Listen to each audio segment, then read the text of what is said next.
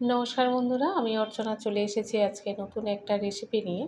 আশা করি আপনারা সবাই ভালো আছেন।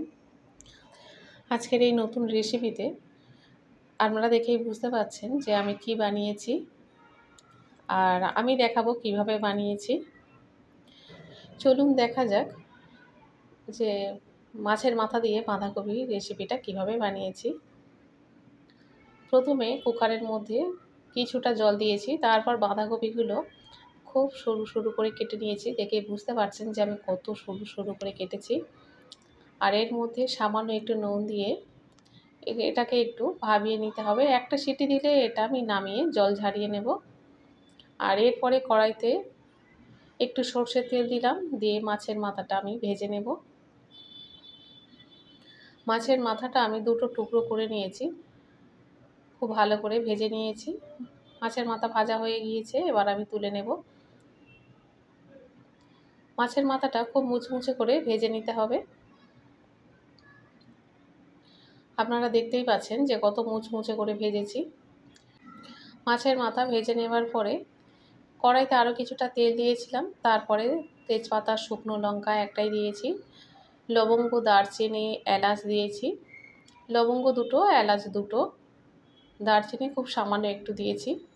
আর এর মধ্যে দিয়ে দিলাম পেঁয়াজ কুচি আর 3টে কাঁচা লঙ্কা দিয়ে দিয়েছি।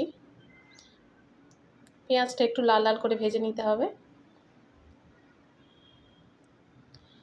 একটু ভেজে নেবার পরে অর্ধেক চামচ দিয়ে দিলাম 5 ফোড়ন। চচ্চড়িতে 5 ফোড়ন দিলে খুব ভালো লাগে। তারপরে দিয়ে দিচ্ছি ডুমো ডুমো করে রাখা আলু আর একটা শিম। এই শিমটা হচ্ছে সরু সরু শিম। এখানে এই ধরনের শিম পাওয়া যায়। আমরা যে শিমটা খাই একটু চওড়া, একটু লম্বা সাইজের, সেটা এখানে পাওয়া যায় না। সেই শিমগুলো দিয়ে দিলাম, দিয়ে ভালো করে তেলের মধ্যে কষিয়ে নিয়েছি। এবারে দিয়ে দেব টমেটো কুচি। দুটো টমেটো ভালো করে কুচিয়ে নিয়েছি, সেটাও দিয়ে দিলাম। দিয়ে তেলের মধ্যে খুব ভালো করে নাড়াচাড়া করে নেব। আর সবজিগুলো ভালো করে কষিয়ে নেওয়ার পরে এর মধ্যে দিয়ে দিচ্ছি 1 চামচ রসুন বাটা আর 1 চামচ আদা বাটা।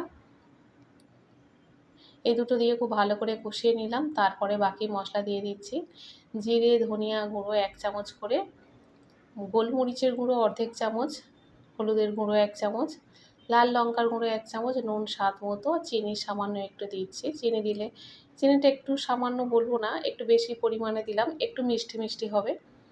বাঁধাকপির তরকারি একটু মিষ্টি মিষ্টি হলে খুব ভালো লাগে।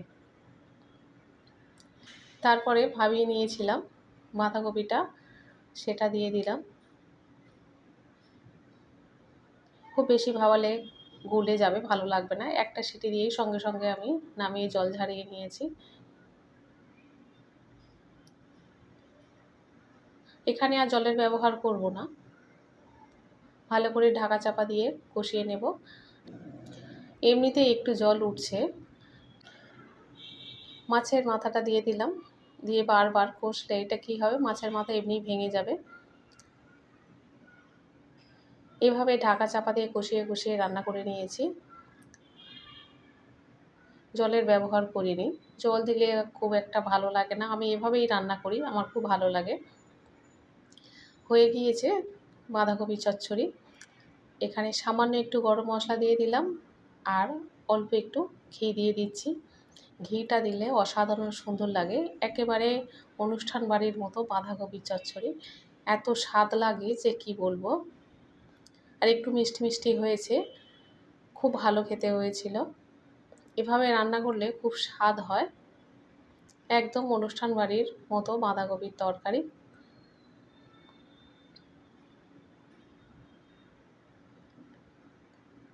গরম গরম ভাতের সঙ্গে এই ধরনের একটা রেসিপি থাকলে আর কিছুই লাগে না।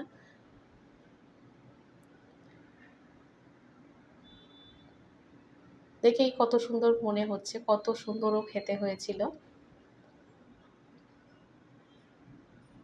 আজকের এই সাধারণ রেসিপিটা আপনাদের কাছে কেমন লেগেছে অবশ্যই করে আপনারা কমেন্টে জানাবেন।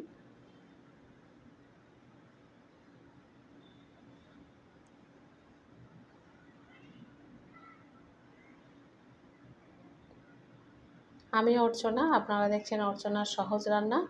অবশ্যই করে লাইক, শেয়ার এবং সাবস্ক্রাইব করবেন। দেখা হবে আবার পরের ভিডিওতে।